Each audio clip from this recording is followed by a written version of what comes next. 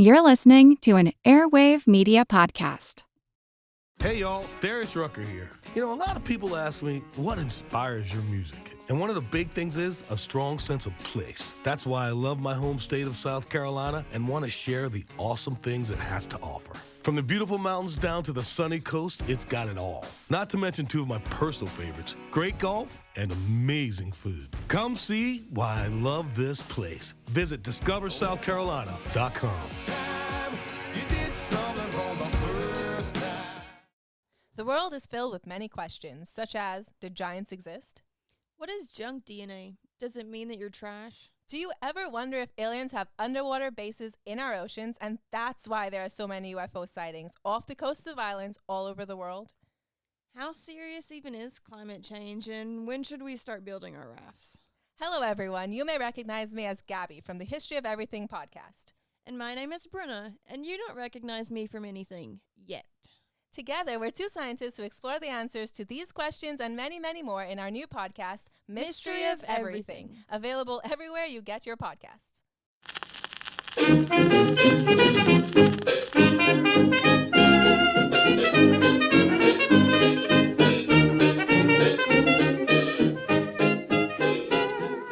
Hello, delicious friends, and welcome to Who Did What Now, the history podcast that's not your history class, with me, your host, Katie Charlwood, history harlot and reader of books.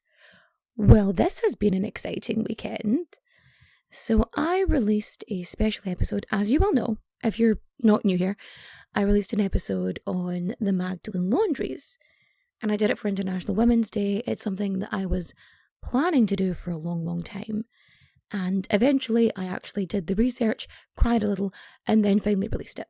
Now, it did well, to say to the least, because I was charting. And by charting, I mean literally on the history charts, on Apple Podcasts, on Spotify.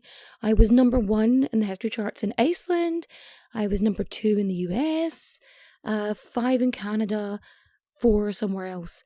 I was in the top 10 in Ireland, top 20 UK, Sweden, Norway, Finland. You know, could you maybe not interrupt me, baby girl? Sorry. Sorry indeed. Yeah. So you say. But yeah, the Magdalene Laundries episode did so well, and it's I think probably the most important episode I have ever done in my life. And yeah, it was weird. Like, I was even in like the actual charts.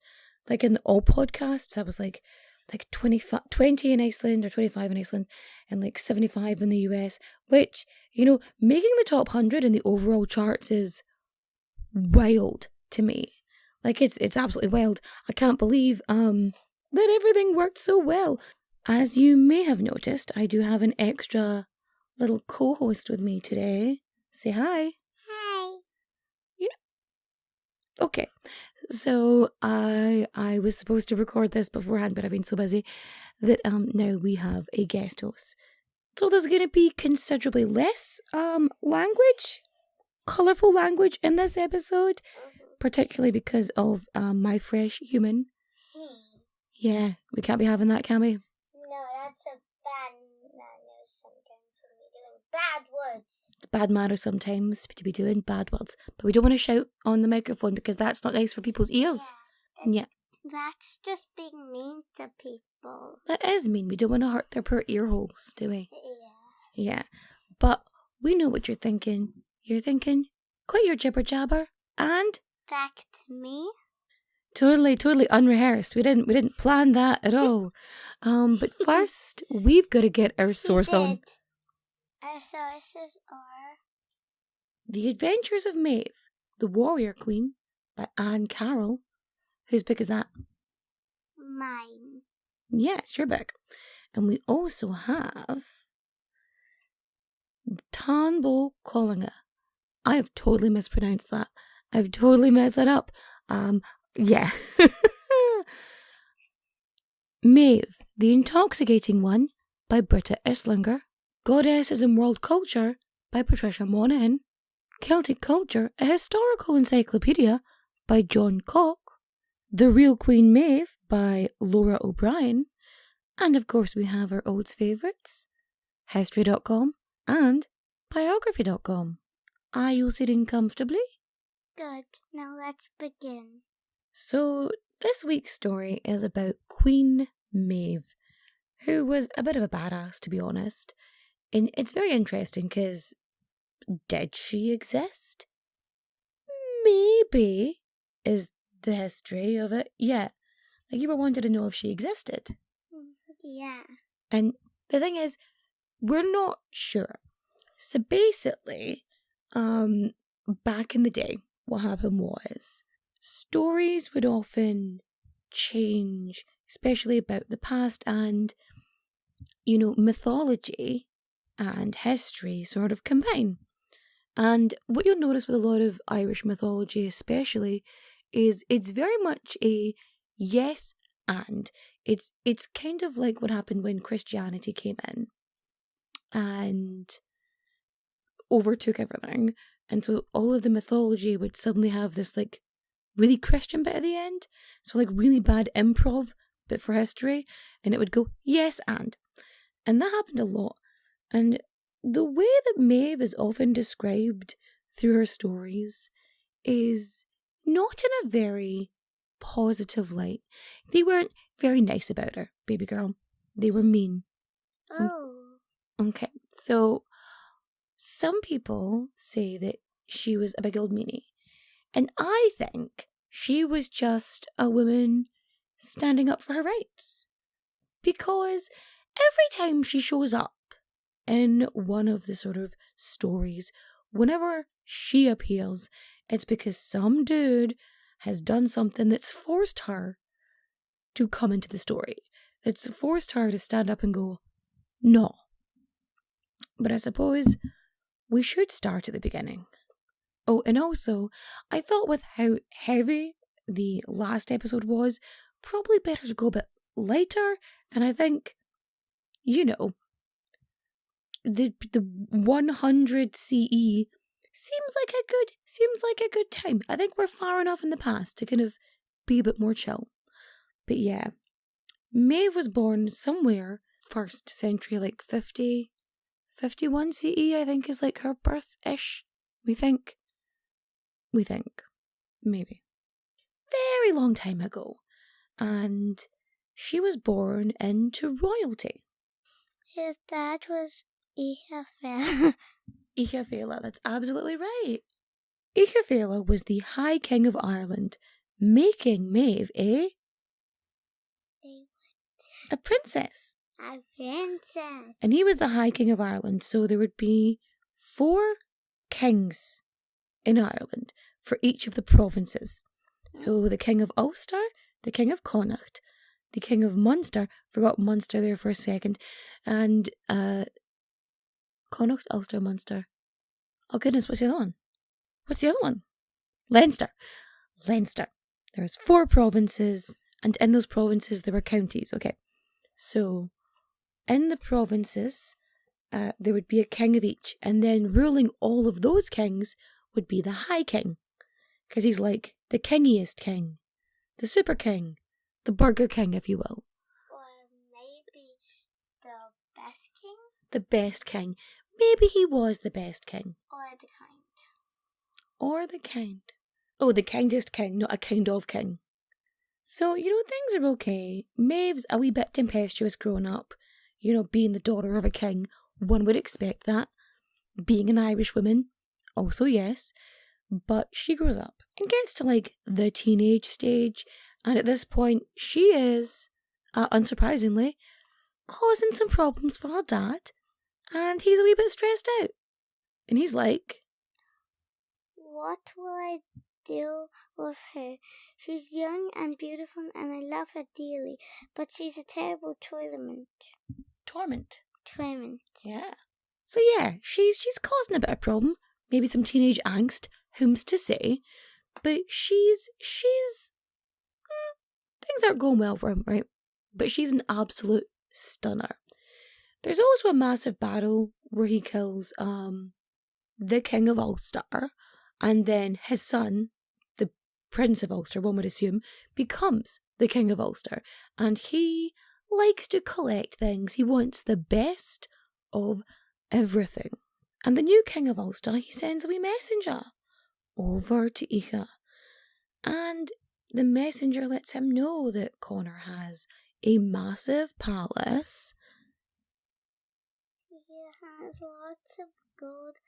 His army red branch knight is the best in the world.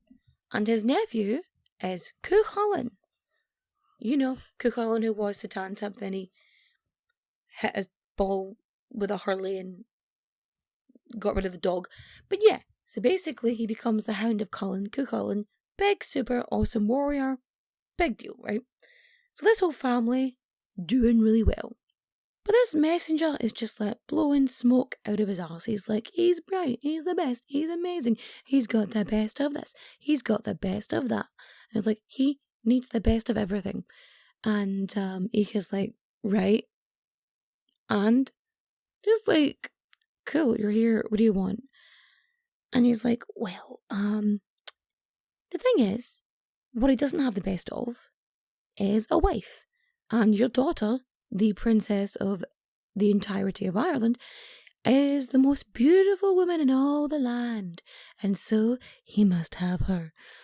Naturally, the High King is like, I'll think about it, I guess. Yeah. And the messenger's like, Connor wants 3 things in a wife. And what are the 3 things, baby? She must think the world of him, do his bidding, and look after him very well. And so that means she's got to be the Best. The best. So Icha's like, alright, actually, now that you mention it, Maeve is the best, and I won't have anybody say anything against it. So, yeah, they can totally get married. That's fine, you have my blessings. Fabulous. I mean, also, he was feeling a wee bit bad because he killed, his dad. So here's a consolation prize. My daughter. That'll make up for your deceased father. Cool. Basically, as soon as the invitations were out, Conor McNessa and Maeve get married in Tara. And after they get married in Tara, they head off back to Connor's castle up in Ulster. And so off they go, and everyone's really happy. This is a great match, it's great power, they're well played, everybody is happy. Except, as you may have guessed it, Maeve. So, within a year, Maeve and Connor have a son, Glashna. And she loves her son, but she absolutely despises her husband. He is just self-inflated, full of self-importance. He wants a basic, easy wee wife, is just gonna do his bidding. And she's not that. She's not, like, remember in Beauty and the Beast and Gaston's like, I can't wait to have my wife getting ready to make my food and wash my feet and whatever. And Belle's like, hell no. That's what this is like. He wanted this great, amazing situation. And he's always being a bit of a pain. Like, he's going out of his way to make her life horrible, to make her miserable. Because, how'd I put this? Not a good dude. Not one to be stuck in an awful marriage. Maeve confronts her husband and says, listen, I know the only reason you married me is because you wanted a trophy wife. Like, I am a prize, and you just wanted me to adorn your shelf. Like, that's it. You have no interest in me as a person, and frankly, I can do better. And he's like, the best. You're not the best. You're the absolute worst. And shockingly enough, she did not take this well. And she decides to leave. And off she goes. She straight up leaves him, Like, this is during a period of time as well where she could do that. Like, women in this period had more rights, just due to the Brennan laws, right? So she ends up, adios, au revoir, auf Wiedersehen, slán, and heads back to her dad. And she arrives there and her dad's like, what the actual? Like, what are you doing here? Like, you should be with your husband or he is going to be well insulted. This is not good. This is not good at all. And so he sends one of her sisters to replace her, basically. He's like, hey, you can marry another one of my daughters. It's fine.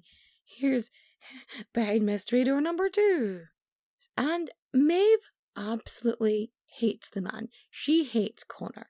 She hates him so much with the fire of 1,000 suns. So when she discovers that her sister is going to marry him, she is livid. Like, she sees this as a personal insult. And she feels betrayed by her sister. She's like, you shouldn't have married him.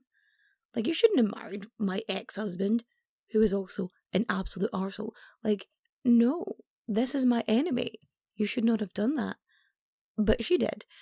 And she does well. She is a very well-behaved, obeying wife. She's doing exactly what he asks.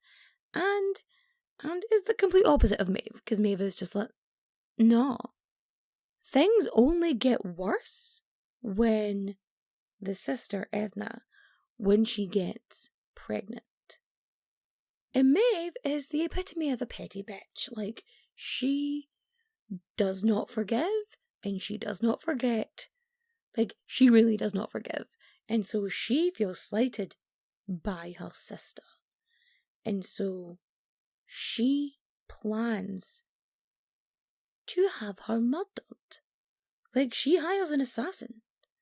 And the assassin goes in and kills her in the middle of the night. And luckily, I say luckily, so she's murdered and an emergency, cesarean is performed on Ethna.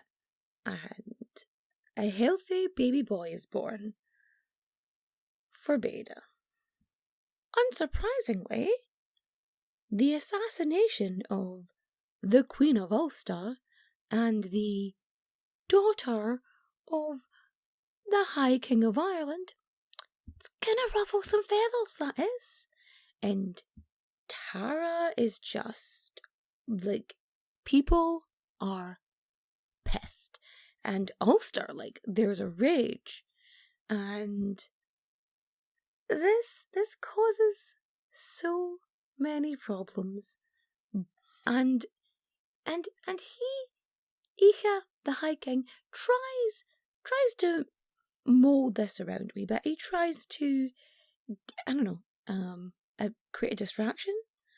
Because he's not going to punish Maeve. He's not going to punish her because I think she's actually his favourite, personally.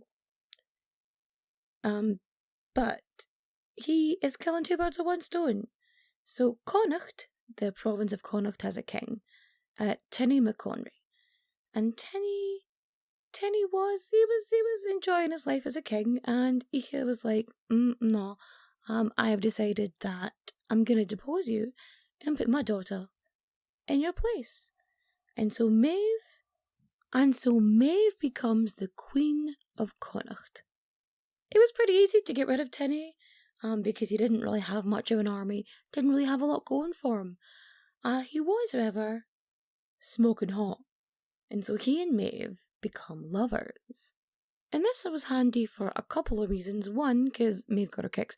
And 2, that by having this sort of alliance with Tinny, there wasn't going to be this sort of massive bloodshed happening in Connacht. Now, Maeve ends up travelling to Tara, where the High King lives, because there's an assembly of all the kings, and all the kings meet there. And when she's there, trigger warning, she is assaulted by a concubine, by Conor McNessa, in revenge for, the assassination of his wife, her sister. And this leads to a full-on battle, actually. So Tinny ends up challenging Conor McNessa to single combat, one-on-one. This doesn't work out too well for Tinny, because he is slain by Conor. And then this doesn't go down well. It doesn't go down well. But Iguodala happens to have some pretty good, critical thinking skills and just takes the army away. He's like, takes control, and he's like, nah, we're gonna go away from this and not, cause a full-out war. Feels like a good plan. So that's what happens there. And he ends up becoming Maeve's second husband. So Maeve had her own little list of, points that a future husband should have. Like, she wanted them to be fearless, she wanted them to be kind and generous, and she wanted them to not be jealous. Now, that's all fine and well, but Dala here was a green-eyed monster. Because he's handsome, and he's kind, and he's smart, and he's like everything that she would want, except he's jealous as hell. And so when Maeve has an affair with one of her bodyguards, her chief bodyguard, in fact, Alil McMata, Iguodala challenges him to a duel. A lot of duels happen in this time. And Alil, shockingly enough, wins the fight. Probably because he is, the chief bodyguard. He's going to be handy with a sword. I feel like if there's anybody you don't want to challenge to a fight, it's like the personal protector of the queen. Feels like they may have a skill set that would be possibly above your own. I'm just putting it out there. Now, Maeve ends up marrying Alil, and they've got a fairly decent marriage. Like, they have a fairly decent marriage. And they end up having 7 sons and 1 daughter. And so, this is interesting. So Maeve hears a prophecy. I say hears a prophecy. She went and met a druid. She goes and meets a druid, and he tells her that Conor will be slain by someone called Main. A boy called Main, a man even. And in order to ensure this, she ends up renaming all of her sons. So, which one of my sons will kill Conor? Main. And she's like, right. Realizing she doesn't have a son called Main, she changes their names.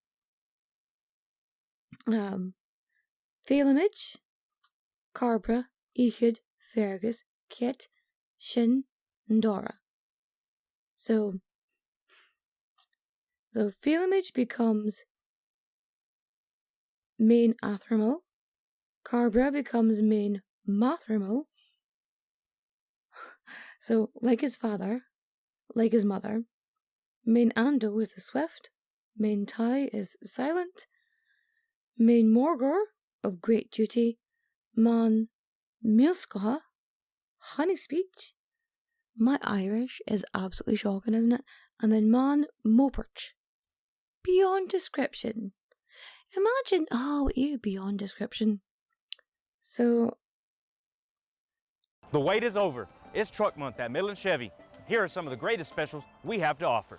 Right now, you can get 1.9% APR financing on any new 2023 or 24 Chevy Silverado 1500 in stock, or get $12,000 off MSRP on the new 2023 Chevy Silverado 1500 Crew Cab with a low bi-weekly payment of just $375. And we have over 120 new Chevy Silverados on our lot or on their way, but if you're not in the market for a new Silverado, be sure and check out all the other new models we have. like the Trailblazer, Traverse, Equinox, Malibu, Blazer, Tahoe, Suburban, and Trax. We have over 70 new cars and SUVs on our lot ready for you to take your pick. So come in and test drive a new Chevy today and let our team of experts go to work for you. Or check out our new and used inventory online at MidlandChevy.com. Chevy, together, let's drive. Don't miss Truck Month going on now at All American Chevrolet of Midland.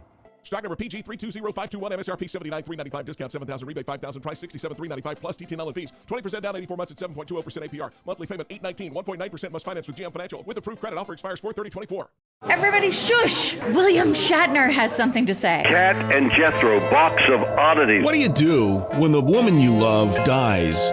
Well, of course you dig her up and you live with her. Aww. The show examines weird things. There are plenty of old photographs from this time period of children out in the streets playing in and among the dead horse carcasses. Oh, I miss those days. Things used to be so much simpler. Cat and Jethro. Then there's the urine wheel, which sounds like a really bad game show. They've done weird things. Cat and Jethro, box of oddities. That is really mysterious. Join Cat and Jethro Gilligan Toth for the strange, the bizarre, the unexpected, as they lift the lid and cautiously peer inside the Box of Oddities. The Webby Award-winning Box of Oddities podcast from Airwave Media.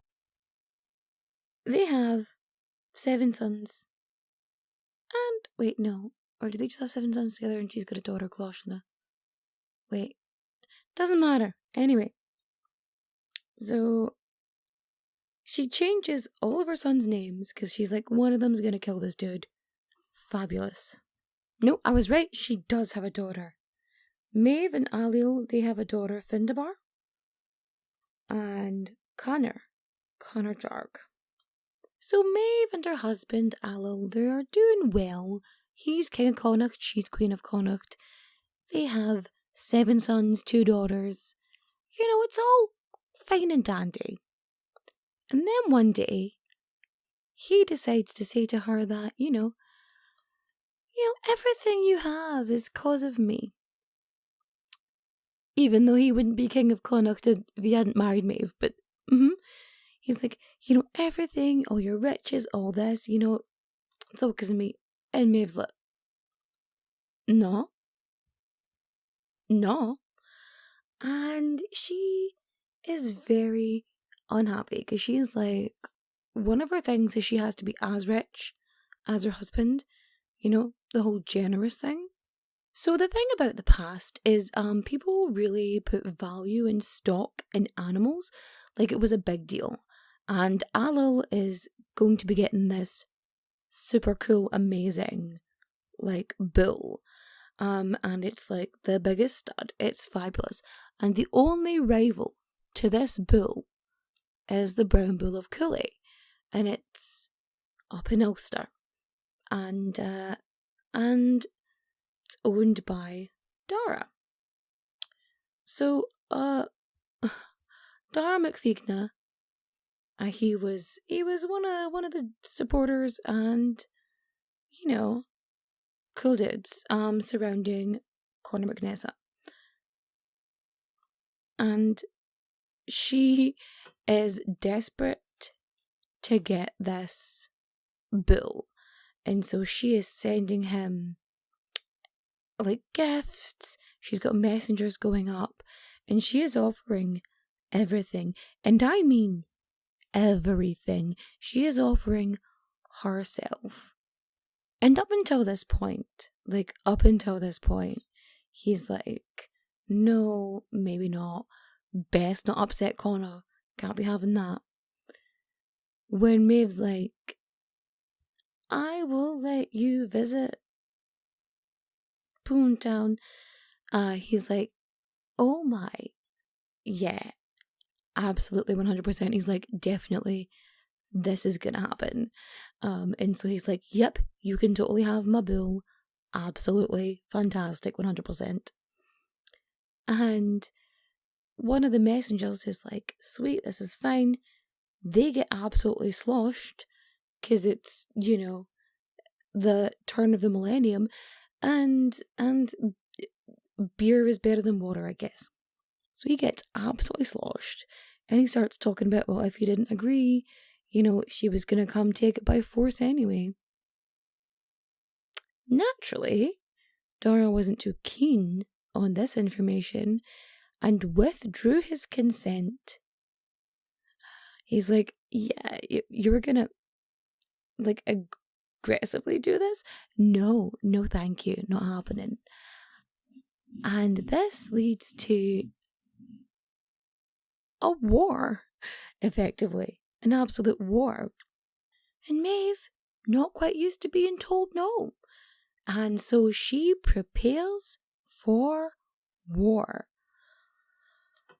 And so she ends up with this massive army. So she's got, people from all over Ireland.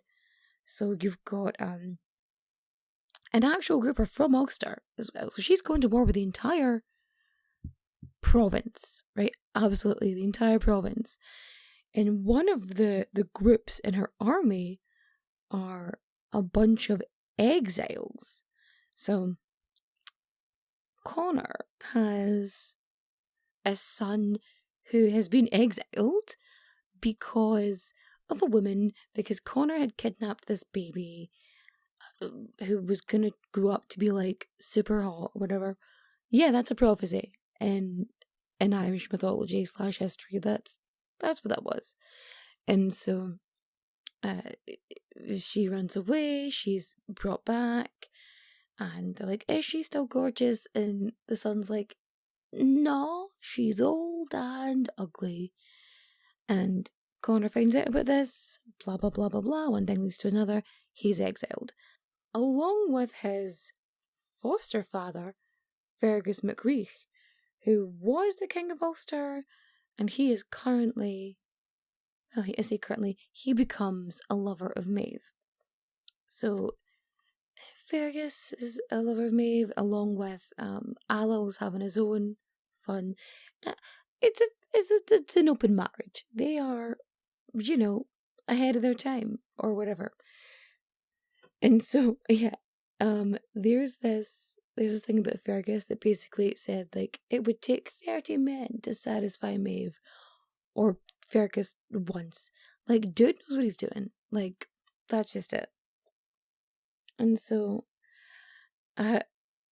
he ends up, he's exiled anyway, and he has this thing with Maeve because she's Maeve, who is known as the intoxicated or the intoxicating one.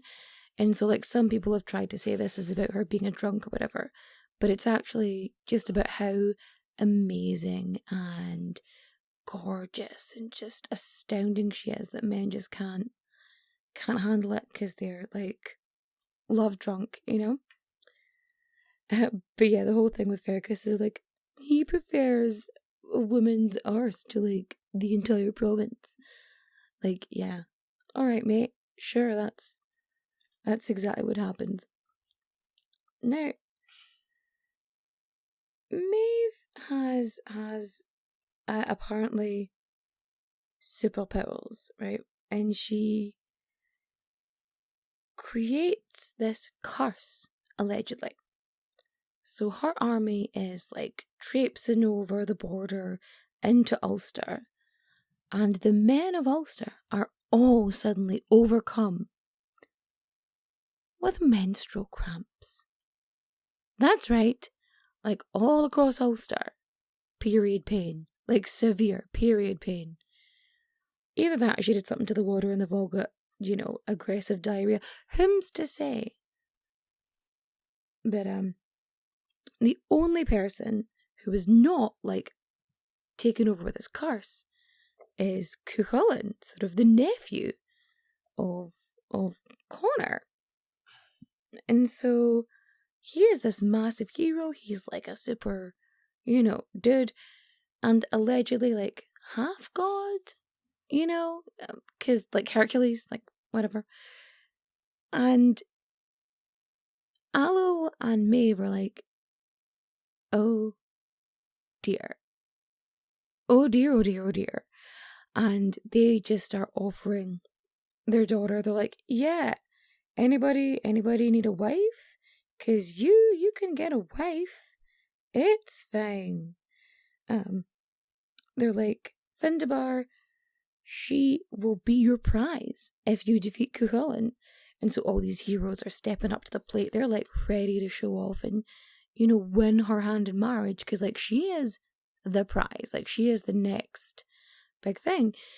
And every single hero, every single person who went up against Cuchulainn loses. And like Maeve herself has several interactions with Cuchulainn. Like she keeps like coming across and meeting and all this other stuff. And like he keeps just killing the wrong people, or I don't know, just irritating her, I guess. Because at one point he's hitting things with his Harlan stick. And he's just like, it's like hockey, I guess, if you don't know what that is. And so he's like hitting a rock or a ball or whatever, and he ends up like knocking her pet stoat off of her neck. It's kind of like a ferret. Stoats are like ferrets. They're from that family, I think. Or like one of her handmaidens gets just hit in the temple and just down like a sack of spuds. Like stuff like that keeps happening. And they also for a time they become lovers. Because of course they do. Because who can withstand just the allure of Maeve? But yeah, everybody's like going up to Cuchulainn and he's like challenging everybody. And for 3 days, he is just going duel after duel, just like single combat, like boom, boom, boom. And at the end of these 3 days, the curse ends. And there's a massive battle. And at the end of the battle, Maeve ends up with all of these menstrual cramps. Like she ends up with like severe period pain. She orders like a big retreat. She's like, everybody run away, run away. And they do. And Cuchulainn gets to her and puts a spear against her throat. But then he realizes she's on her period and he decides not to do anything.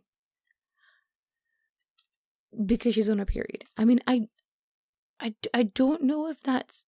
I mean, it's a good reason not to, you know, murder a woman, like, in general. But also, cool.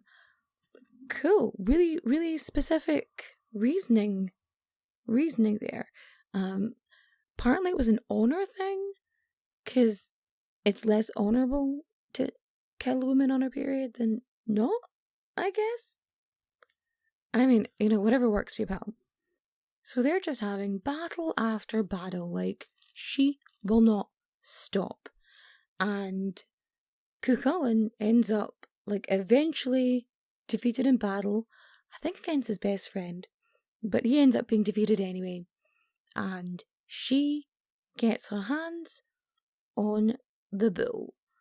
And although Maeve never actually manages to, like, win Ulster, she doesn't defeat it, she does get her hands on the bull.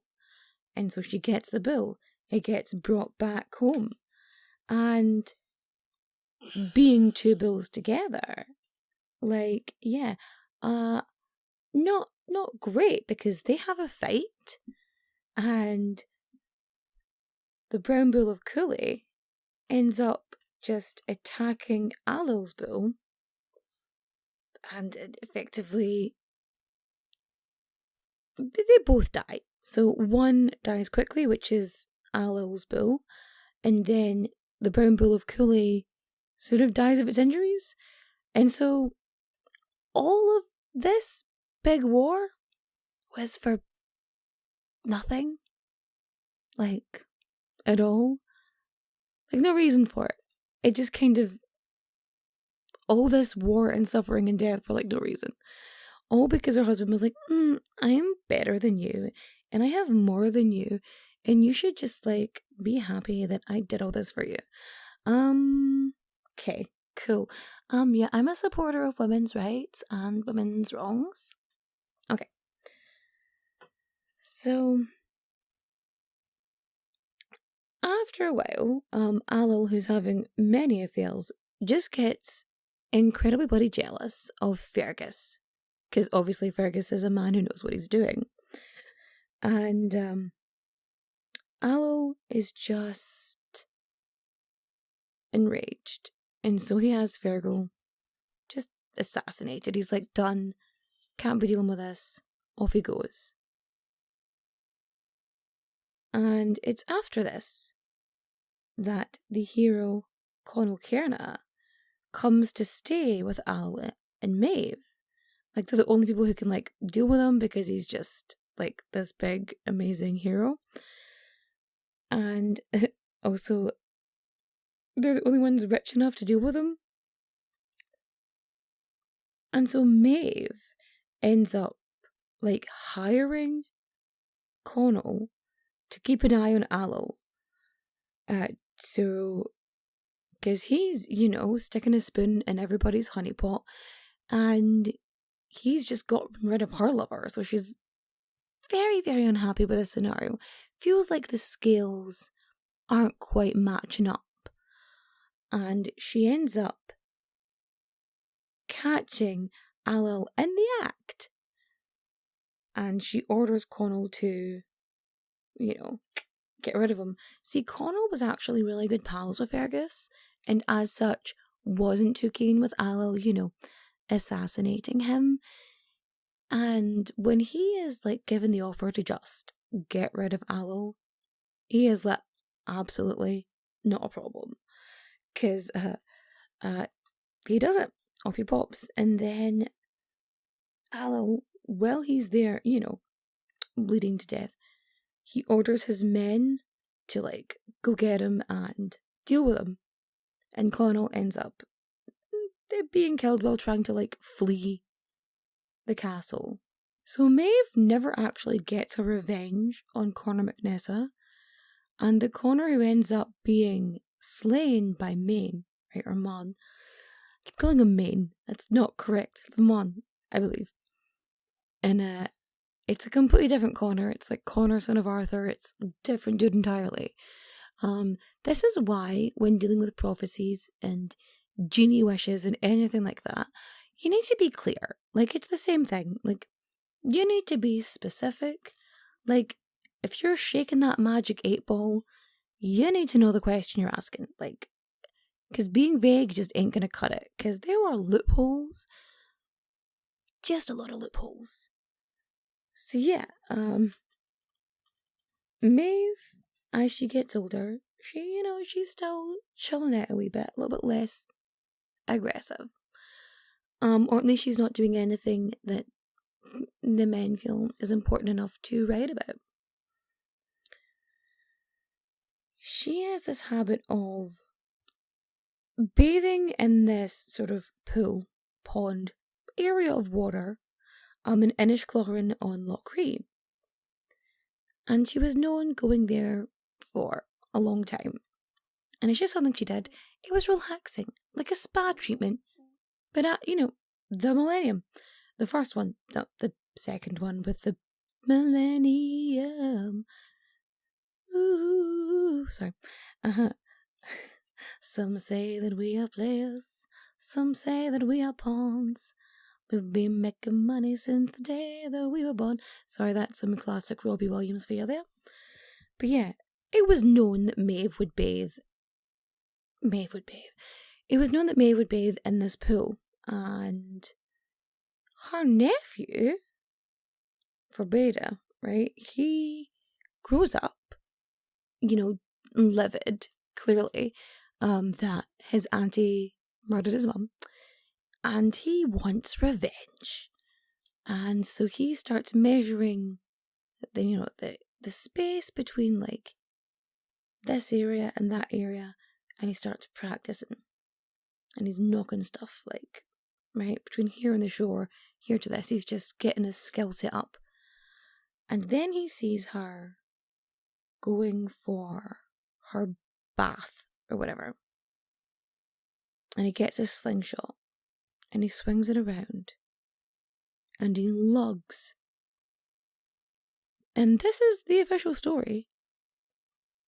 A block of cheese, or a mound of cheese, a 3D shape of cheese, somehow, and he whacks her with it, and he gets her right in the soft part of the head, one would assume, and ends her life. Like, she's just instantly gone. Death by cheese, and not the way one would expect. So, her son ends up becoming the next ruler of Connacht, Mahermil, like his mother. So he ends up ruling, and she ends up buried, standing up.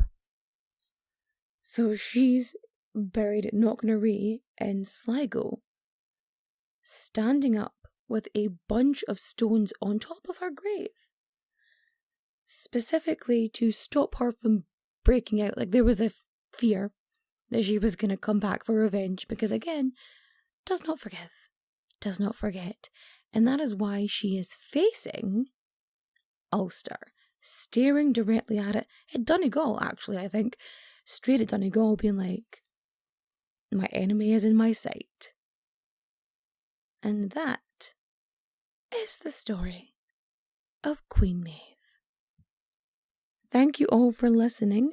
Somebody dozed off as we were recording, and I hope you liked this episode. I was trying to keep it nice and chill and a little bit less heavy than the last one, especially with everything we've gone through this last week.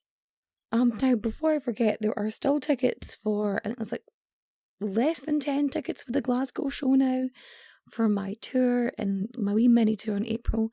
So Brighton's got a good few tickets left, but like, please buy them now, so I know that if people want me to come to Brighton, I can come back again and do more shows in Brighton. So Brighton, Manchester, and Glasgow are the ones in the UK, and then I've still got a Dublin one on the 25th with the Shite Talk History Podcast boys. So if you want to come see me, that'd be amazing. I'd love to see you there. I might have some merch at this point. I'm very excited, and I'm just waiting on a delivery coming in, and then I have a giveaway coming. I'm very excited. I was supposed to do it a little while ago, but I've been waiting on this stuff coming in, and I'm really excited about it. And recommendation time, I guess. Recommendation. I'm gonna recommend you watch. It was a little bit for a bit, but I was watching Death and Other Details on Disney Plus, and you know me, I like a murder mystery. I do. I can't help myself. So check that out. For listening, if you're not listening to me, you should be listening to some other awesome women, and I'm gonna recommend real life ghost stories. Like, I love her so much. She's brilliant, and she's very, it's spooky, but in a fun way. But yeah, go enjoy that. And for reading, Bold, Brilliant and Bad. It's basically about Irish women in history who may not fall within the necessary, patriarchal lines. You should do that. It's amazing. It's fun. And with that, I'm going to bid you good night. Adios. Au revoir. Auf Wiedersehen, my friends. Bye-bye.